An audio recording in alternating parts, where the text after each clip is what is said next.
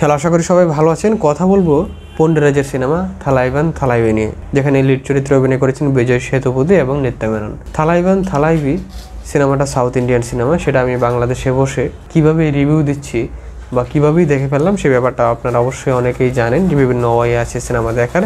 সেই হিসাবে গত সপ্তাহে রিলিজ হওয়া মুভি আমি দেখে এখনই বাংলাদেশে বসে রিভিউ দিচ্ছি। যাই হোক, কথা বলবো যে সিনেমাটা আমার কাছে কেমন লেগেছে। শুরুতে আমি বলি যে সিনেমার প্লটটা হচ্ছে আমাদেরই আশপাশের মানুষের যে জীবন ভিত্তিক যেসব বিভিন্ন ঘটনা ঘটে সেই ধরনের একটা সিনেমা।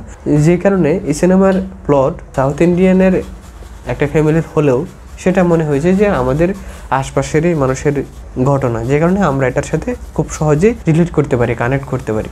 সেটা হচ্ছে অর্থাৎ সেই প্লটটা হচ্ছে নতুন দম্পতি যখন তাদের সংসার শুরু করে তখন তাদের ফ্যামিলিতে যে দুই ধরনের ক্যারেক্টারের মানুষ আছে তারা কিভাবে ঝামেলা সৃষ্টি করে। সেটা কিন্তু ছেলে বাড়ির মানুষের পক্ষ থেকে হতে পারে, মেয়েদের পক্ষ থেকে হতে পারে। ছেলেদের পক্ষ থেকে হয় যে এরকম যে ছেলের মা ছেলেকে ঠিকই আদর করে কিন্তু ছেলের বউকে বিভিন্নভাবে কটূক্তি করে বা বিভিন্ন ধরনের ছোট ছোট মেন্টাল টর্চারে ফেলে দেয়, যে কারণে ছেলেরা সেই ব্যাপারটা নিয়ে ডাইরেক্ট প্রতিবাদ করতে পারে না।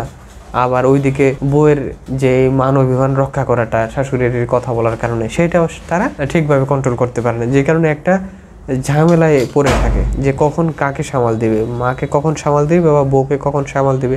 আবার এই ব্যাপারগুলো যখন মেয়ে বাড়ির লোকজন জানে তখন মেয়ের মা কিন্তু মনে করে যে আমার মেয়ে ওই রকম ভালো থাকুক বা আমার মেয়ে এটা কষ্ট কম করুক। এরকম করতে গিয়ে তারা যে ধরনের প্রবলেম ক্রিয়েট করে সেই প্রবলেমগুলো আসলে কোন দিকে নিয়ে যায়, সেই প্রবলেমগুলো এরকম অবস্থা হয় যে দেখা যায় যে অধিকাংশ সময় সেই নবদম্পতিদের জীবন প্রায় ডিভোর্সের দিকে নিয়ে যায় তাদের বাবা মা, এরকম অবস্থা হয়। এবং যদিও তাদের মধ্যে ইমোশনালি কানেকশন থাকে বা সব কিছুই ওকে থাকে, এমনকি যদি বাচ্চা হয় তারপরেও এই ব্যাপারটা ঘটতে পারে বা ঘটে। এই ধরনের প্লট নিয়ে তৈরি করা সিনেমা হচ্ছে পন্ডিরাজের সিনেমা থালাইভান থালাইভি। আর এখানে একটা বিষয় হচ্ছে যে সিনেমার যারা অ্যাক্টর অ্যাক্ট্রেস রয়েছে, বিশেষত লিডিং অ্যাক্টর অ্যাক্ট্রেস রয়েছে, তাদের ব্যাপারে তো কোনো কথা বলার নেই, তারা দুর্দান্ত পারফরমেন্স দিয়েছে এবং যারা এর সাথে কো অ্যাক্টর রয়েছে তারাও খুব ভালো করেছে। কিন্তু এখানে সবচেয়ে বড় ব্যাপার হচ্ছে যে ডিরেক্টর এই স্ক্রিন প্লেটা কীভাবে আমাদের সামনে উপস্থাপন করেছে, আমরা এটার সাথে কানেক্ট হতে পারি কিনা। সেই হিসেবে বলবো অবশ্যই কানেক্ট হওয়া যাবে। এটা একটা রোমান্টিক ঘরানার কমেডি ফিল্ম। আর এটা শুরুতে আমি মনে করেছিলাম যে না, এটা শুধুমাত্র একটা দম্পতির তাদের বিভিন্ন ধরনের যে রোমান্স হয় বা ওই রকম বিভিন্ন ধরনের কথাবার্তা হয়, এই ব্যাপারটা নিয়ে হয়তো বা শেষ করে দিতে পারে। কিন্তু পরে দেখলাম যে এটাতে আমাদের এই সব যারা সিনিয়র সিটিজেন রয়েছে তারা কীভাবে প্রবলেমগুলো ক্রিয়েট করে এবং সেগুলো কীভাবে একটা খারাপ দিকে ধাবিত হয়ে যায় তাদের মানুষের জীবনটাকে, এই ব্যাপারগুলো নিয়ে খুব সুন্দরভাবে উপস্থাপন করেছেন। আর এটা যেহেতু একটা কমেডি গণনার করেছেন, যে কারণে আমরা এটার সাথে কি যখন ব্যাপারগুলো দেখি বোর হই না, যে যা এই এক ধরনের ব্যাপারগুলো দেখিয়ে যাচ্ছে এরকম আমরা বোর হই না কমেডি হওয়ার কারণে। যে কারণে কি যে আমরা এই প্রবলেমগুলো যখন দেখছি, যে প্রবলেমগুলো কীভাবে তৈরি হচ্ছে তাদের জীবনে বা আমাদের আশেপাশের মানুষের জীবনের সাথে কীভাবে হয়েছিল, এইগুলো কানেক্ট করতে পারি, তখন আমরা দেখার সময় বোর হই না, ব্যাপারগুলো সিরিয়াসলি দেখি। এবং কমেডি, হালকা কমেডি ঘরানার হওয়ার কারণে, কমেডি বলতে ওই রকম কমেডি না, হিউমার রয়েছে মূলত আর কি, যে হিউমারের মাধ্যমে বিভিন্ন ধরনের ক্যারেক্টার তৈরি করা, তো যে কারণে আমরা দেখার সময় কি ক্যারেক্টারগুলো এনজয় করি।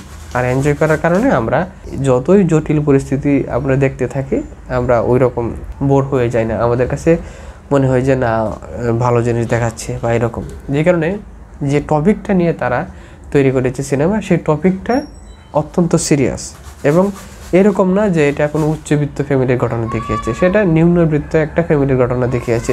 আর নিম্নবিত্ত ফ্যামিলি তো এই এশিয়াতে সবচেয়ে বেশি, যে কারণে আমরা এগুলো যখন দেখবো, সেটা আমি বাংলাদেশ থেকে দেখি বা কেউ পাকিস্তান থেকে দেখুক, যেখান থেকে দেখুক, বেশিরভাগ মানুষই কানেক্ট করতে পারবে, ভাববে যে এটা আমাদের আশপাশেরই ঘটনা।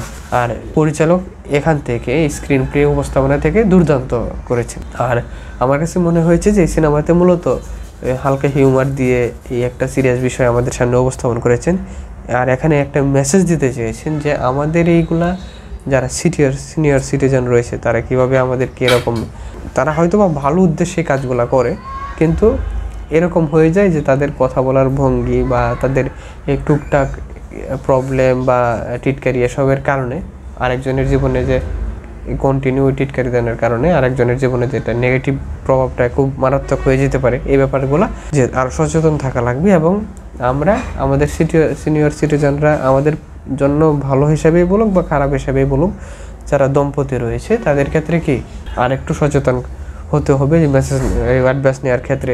সিনিয়র সিটিজেনরা অ্যাডভাইস দেওয়ার সময় যে অ্যাডভাইস ভালোর জন্যই দেবে, কিন্তু সেটা আমাদের জন্য প্রযোজ্য কি না, আমরা সেটা নিতে গেলে আমাদের উপকার হবে নাকি আবার উল্টা নেগেটিভ রিঅ্যাকশন হয়ে যাবে সংসারে, বিভিন্ন ধরনের হতে পারে কিছু। এই ব্যাপারগুলো নিয়ে আরও সচেতন থাকা দরকার, আরও বেশি ফ্যামিলির ব্যাপারগুলো নিয়ে কানেক্ট থাকা দরকার। এগুলা আমার কাছে মনে হয় যে মেসেজ দিতে চেয়েছে। তো সব মিলিয়ে বলবো যে এটা একটা ভালো সিনেমা এবং এনজয় করার মতন, এবং একটা ভালো টপিক নিয়ে, ভালো গল্প নিয়ে একটা দারুণ উপস্থাপনা।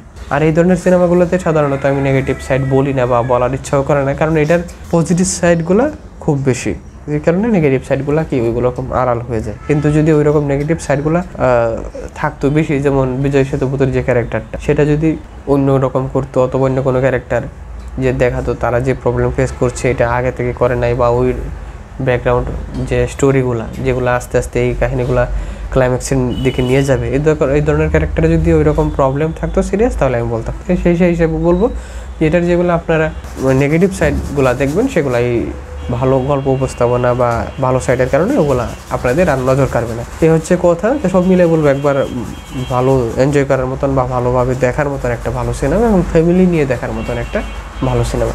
এই হচ্ছে কথা। আর আপনারা যারা ইতিমধ্যে দেখে ফেলেছেন তারা জানান কেমন লাগলো, আর যারা দেখেন নাই তারা একবার হলো সিনেমাটা দেখতে পারেন। এই ছিল আজকের কথা। আজকে তাহলে এ পর্যন্তই। সবাইকে ধন্যবাদ।